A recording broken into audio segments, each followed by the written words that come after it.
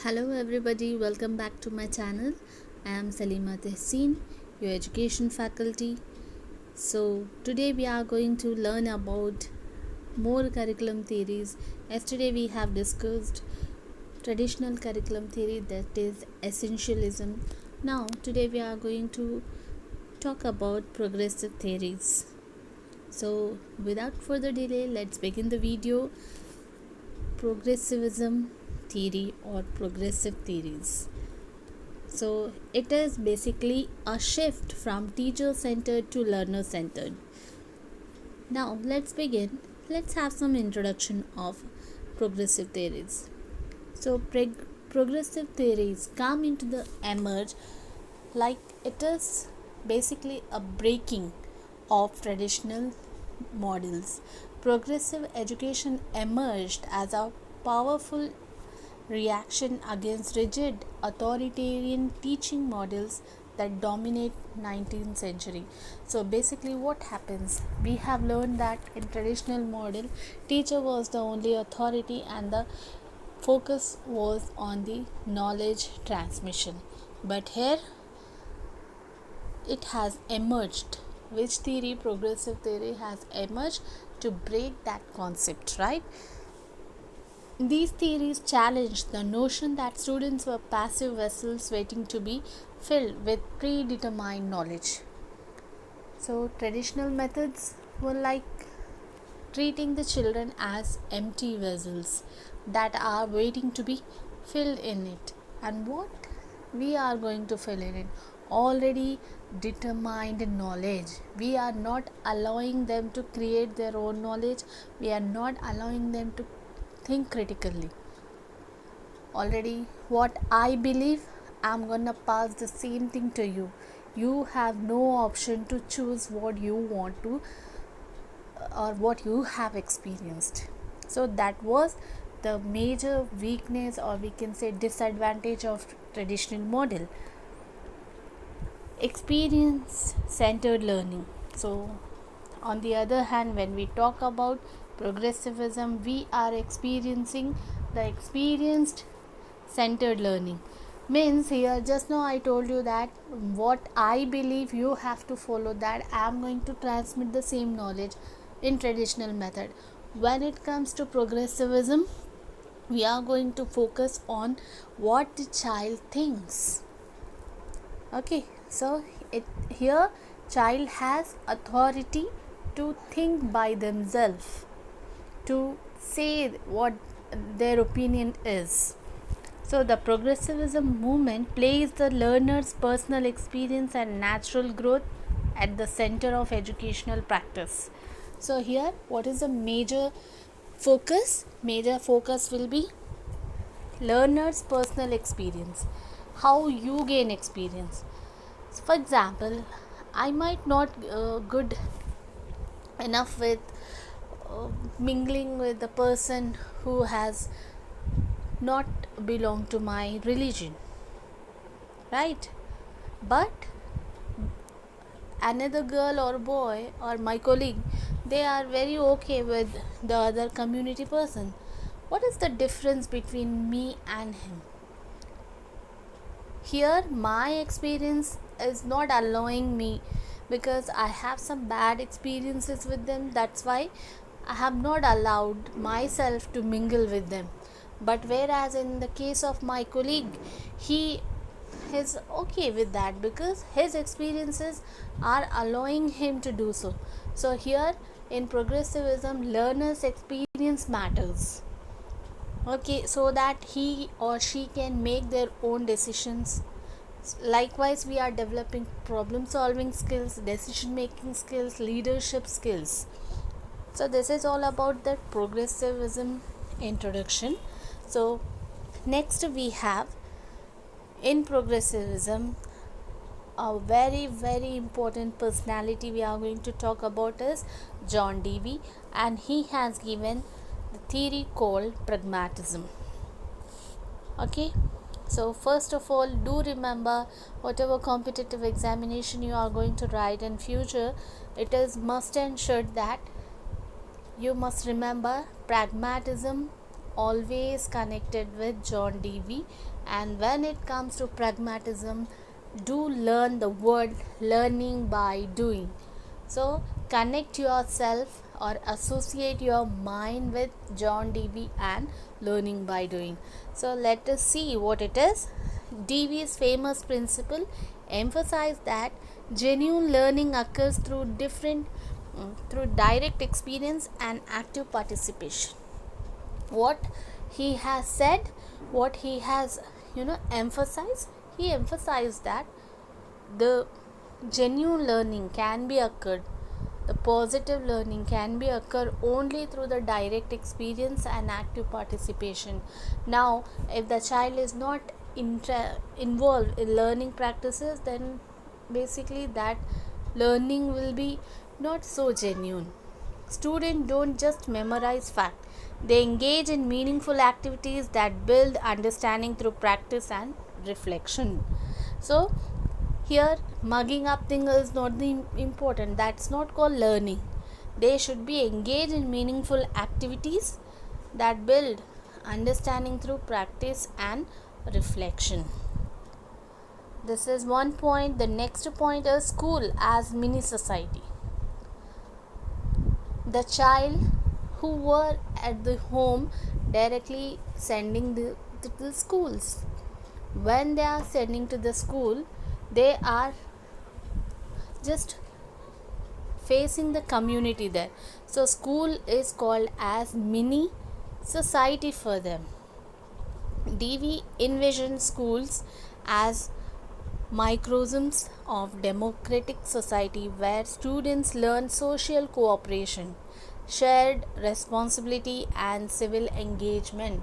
This is the first place where child is started to learn sharing pencils, erasers, small things that they have started, and here they are learning like holding the tiffin bags of their friends, social cooperation, and simple like yesterday I haven't come to the college or school, please give me a notebook. So these kind of thing like sharing responsibilities, social cooperation and everything, civil engagement.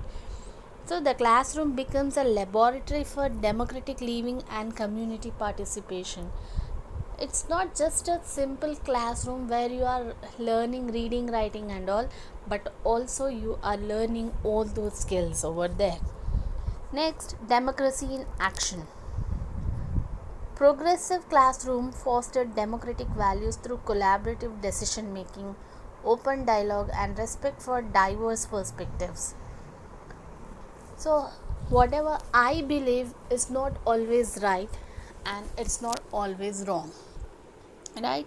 But you are not supposed to reject my ideas. You are not going to humiliate me. You are supposed to respect each other, right? So progressive education is also going to foster that value that you have to respect the perspectives of others. Though you are not fully agree with them, doesn't matter, but show some respect. Students learn to participate as active citizens rather than passive recipient of the authority, right? Next we have features of progressivism. What are the features? Let's see.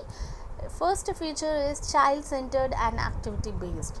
So I told you that when it comes to progressivism is associated with pragmatism, and pragmatism means John Dewey. John Dewey means learning by doing. So this is the hierarchy that you need to remember. So child-centered and activity based, the curriculum revolves around students' interests, developmental needs and natural curiosity. Learning activities are designed to be engaging hands-on experiences that connect students' lives and to promote participation in their own education. So you see, again the three pillars has arrived here: students' interest, developmental needs and natural curiosity. So this is also again the foundation of society, psychology and philosophy. Next we have flexible and dynamic structure. When you come to the progressivism, you'll see that the syllabus, the curriculum is not going to be rigid as it was in traditional methods. Here you'll see that it is flexible, it is dynamic in nature, as per the students' needs, as per the developmental needs. You are going to change the way of teaching. You are going to change the classroom environment.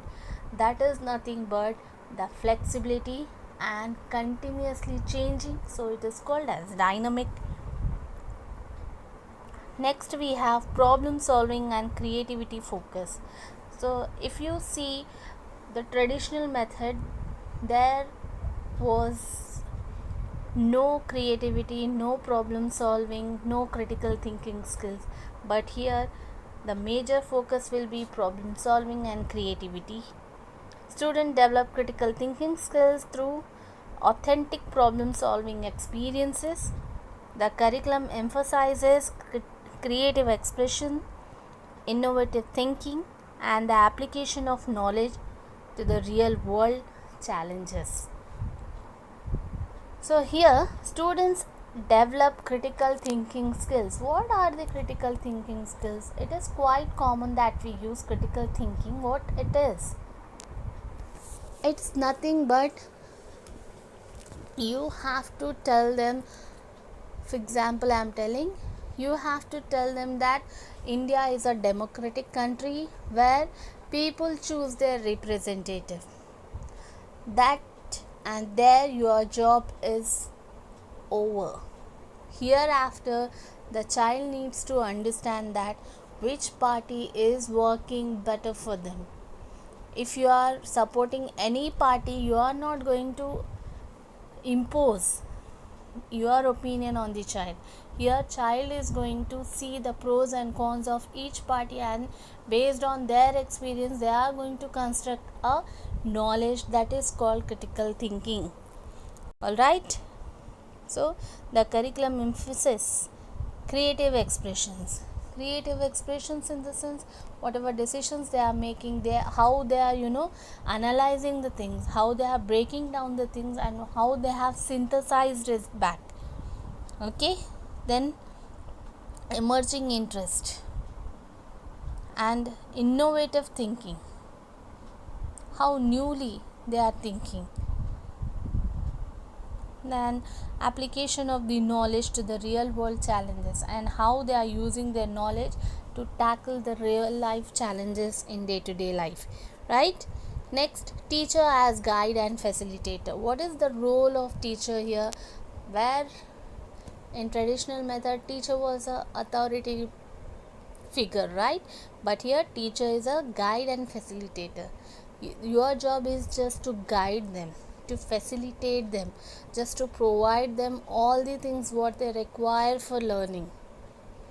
They will learn by themselves. Teacher is not going to make them learn anything. Here teacher just going to provide all the facilities which is needed for a learner to learn something.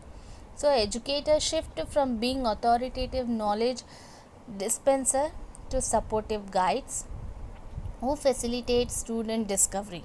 Teacher create learning environment and probing questions and support students natural learning processes. So here teacher basically is supporting the students to learn something. Teacher creating learning environment and asking probing questions. What is probing questions? Probing questions means something or questions like you are developing a curiosity among the students, so that they should be restless until they don't discover that, right? So that kind of questions teacher need to ask. Next, we'll see what kind of practices do we witnessed in progressive classroom.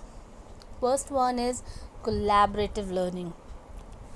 Now, what is the difference between collaborative learning and cooperative learning? We have seen, or let's suppose that a school has organized a tree plantation program in their schools, and all the students are doing the same work. So a few group of students has planted 100 trees, whereas the other group has not planted 100 trees. They are unable to plant 100 trees. Let's suppose they have planted 50 or so. Their work has been not completed until they have come to the target, like 200 trees has to be planted. So the group who has finished 100 plant, they have to help the other groups to complete the task. That is called collaboration. Means until the work has not finished, the task is not achieved, you should not be going to separate it from your group. Everybody has to collab. Next, we have project based learning. The project method engages students in extending investigation of real world problem. Students individually or in teams to explore questions, conduct research, and create meaningful products that demonstrate the learning. So let us understand this. For example, I have given you a project. Come on, just uh, go through your street area, go through your lane, and find out that how many government job employees are there in your town, sorry, in your locality, in your street area. So when you are doing this is called a project based learning. You are coming to know that these many employees are there in our colony. Okay,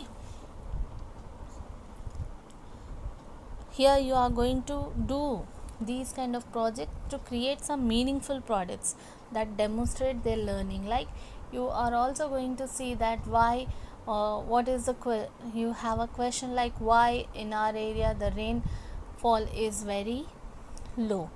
Then you are trying to, you just trying to see that how many trees are there in your locality. When you find this research and you find that very low trees are there, very less trees are there, then definitely that would be a reason for your low rainfall in your area. So likewise you are understanding that. Next thing, we have hands-on experience. Like science laboratories are there, creative art projects and practical learning activities help students discover principles through their direct manipulation and observation rather than passive absorption of information. Getting my point? So this is hands-on experiences. Next we have real world connection. How you are connecting with the real world? It is through field trips, community partnerships, and play based learning. Connect classroom studies to the broader world, making learning relevant and meaningful to students' life experiences. Right? So, here when you are interacting with the real world people, that would be a real world connection. How you are learning how to deal with the world, that is nothing but the real world connections. Next we have strengths, or we can say advantage of progressive curriculum. See, foster creativity and critical thinking. By encouraging exploration, questioning, and creative expression, progressive education develops students' ability to think independently, solve complex problems, and generate innovative solutions to real-world challenges. Here, student is going to develop foster creativities and critical thinking among them. How they are going to achieve all those things? By practicing the classroom, progressive classroom. Just now we have seen what is going on in the classroom. Then prepare for real life situation. Obviously, when you learn something, when you are connecting with the real world, definitely you are going to prepare for the real